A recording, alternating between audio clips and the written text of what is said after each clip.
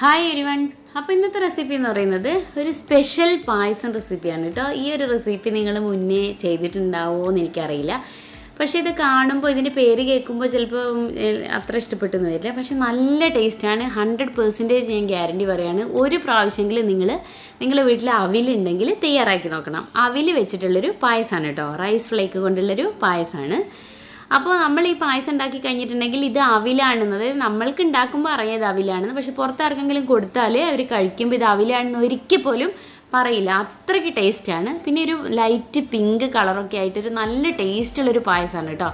അപ്പോൾ എന്തായാലും ഒന്ന് ട്രൈ ചെയ്ത് നോക്കണം. അപ്പോൾ ഇതെങ്ങനെയാണ് തയ്യാറാക്കുകയെന്ന് എന്തൊക്കെ ഇൻഗ്രീഡിയൻസാണ് നോക്കിയിട്ട് വരാം. അപ്പോൾ അവിൽ പായസം തയ്യാറാക്കാൻ വേണ്ടിയിട്ട് ഞാനിപ്പോൾ ഇവിടെ ഒരു ബ്രൗൺ റൈസ് ഫ്ലേക്കാണ് എടുത്തത്. നിങ്ങൾക്ക് വൈറ്റ് കളറിലോണ്ടും ചെയ്യാം കേട്ടോ.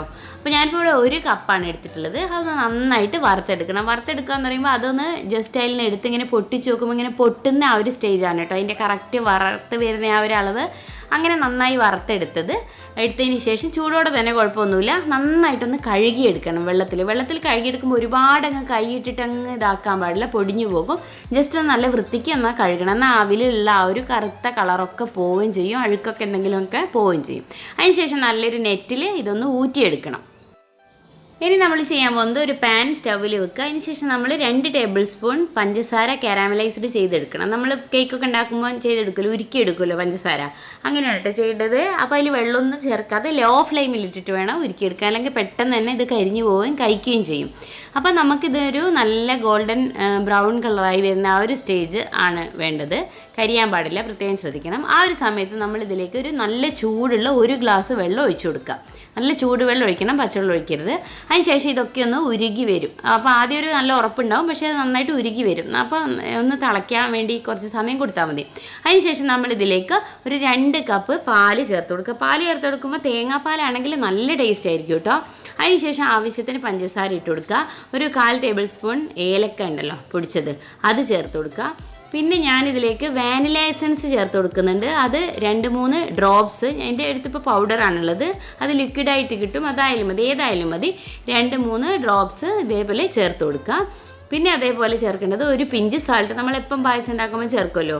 പിന്നെ റോസ് വാട്ടറാണ് ഇപ്പോൾ ചേർത്ത് കൊടുക്കേണ്ടത്. അതൊരു 1/4 ടീസ്പൂൺ ചേർത്ത് കൊടുക്കണം. ഒരുപാട് കൂടാൻ പാടില്ല. എല്ലാവരുടെ അടുത്തുള്ള സാധനമായിരിക്കുമല്ലോ റോസ് വാട്ടർ, അതും കൂടി ഇതിലേക്ക് ചേർത്ത് കൊടുക്കുക. അതിന് ശേഷം നന്നായിട്ട് ഇതൊന്ന് മിക്സ് ചെയ്യുക. നല്ല തന്നെ മിക്സ് ചെയ്ത് നന്നായിട്ട് തിളയ്ക്കാൻ വേണ്ടിയിട്ട് വെക്കുക. അപ്പോൾ നമ്മൾ നേരത്തെ ഇവിടെ കഴുകി വെള്ളം വാലാൻ വേണ്ടി വെച്ചിട്ടുള്ള ആ ഒരു അവിൽ കണ്ട നല്ല മണിമണിയായി വന്നിട്ടുണ്ട്. നല്ല വൃത്തിയായിട്ട് എല്ലാ വെള്ളമൊക്കെ വാരി വന്നിട്ടുണ്ട്.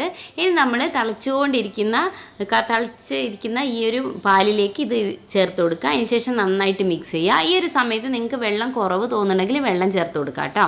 ഇനി നമുക്ക് ഈ അതേ സ്റ്റേജിൽ തന്നെ കുറച്ച് സാബൂനരി ചേർത്ത് കൊടുക്കണം. ഞാനിപ്പോൾ ഇവിടെ 3 ടേബിൾ സ്പൂണാണ് കേട്ടോ ചേർത്ത് കൊടുക്കുന്നത്. നന്നായിട്ടൊന്ന് കഴുകിയിട്ട് വേണം കേട്ടോ ചേർത്ത് കൊടുക്കാൻ. അപ്പോൾ ഇതിൻ്റെ അളവ്, ഈ പായസത്തിൻ്റെ വേവ് എങ്ങനെയാണെന്ന് വെച്ചാൽ ഈ സാബുനരി കംപ്ലീറ്റ് വെന്ത് കഴിയുമ്പോൾ നമുക്ക് കാണുമ്പോൾ മനസ്സിലായി. ഇപ്പോൾ കണ്ട സാബുനരി വൈറ്റ് കളറാണ്. അതിനി നല്ല ട്രാൻസ്പാരൻറ്റ് കളറാവുന്നവരെ ആ ഒരു സമയം വരെയാണ് കേട്ടോ ഇതിൻ്റെ പായസത്തിൻ്റെ വേവിൻ്റെ അളവ്. അപ്പോഴാണ് അവിലൊക്കെ നന്നായിട്ട് കുതിർന്ന് വരുള്ളൂ.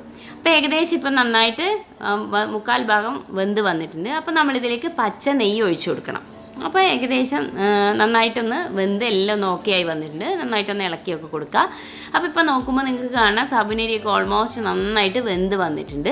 അപ്പോൾ പായസം ഓൾമോസ്റ്റ് റെഡി ആയിട്ടുണ്ട് കേട്ടോ. നമുക്കിനി ഇതിലേക്ക് വറുത്തിടാൻ വേണ്ടിയിട്ട് കുറച്ച് കാഷ്യൂനട്ടും മുന്തിരിയും ഇതേപോലെ നെയ്യിൽ വറുത്ത് ഇതിലേക്ക് ചേർത്ത് കൊടുക്കുക. അപ്പോൾ നമ്മളെ പിങ്ക് കളറുള്ള നല്ല ടേസ്റ്റുള്ള അവിൽ പായസം ഇവിടെ റെഡി ആയിട്ടുണ്ട്. ശരിക്കും നല്ല ടേസ്റ്റാണ്, വെറുതെ പറയല്ല. ഇതിൻ്റെ ഒരു കളറും ഇതിൻ്റെ ഒരു സ്മെല്ലും, തേങ്ങാപ്പാൽ ഒഴിക്കുമ്പോൾ വേറെ തന്നെ ഒരു ടേസ്റ്റാണ് കേട്ടോ. ഇതിന് നോർമൽ പാലുകൊണ്ട് ഉണ്ടാക്കിയൊക്കെ നോക്കാം. അപ്പോൾ നിങ്ങൾ ഈ ഒരു റെസിപ്പി നിങ്ങൾക്ക് എല്ലാവർക്കും ഇഷ്ടപ്പെട്ടു എന്ന് വിചാരിക്കുന്നു. നിങ്ങൾ ചൂടോടുകൂടി കുടിച്ച സ്പെഷ്യൽ ടേസ്റ്റാണ്. അപ്പോൾ ഇതൊന്ന് തയ്യാറാക്കി നോക്കുക. അടുത്തൊരു അടിപൊളി റെസിപ്പിയുമായി കാണുന്നവരെ സീ യു, ബൈ ബൈ.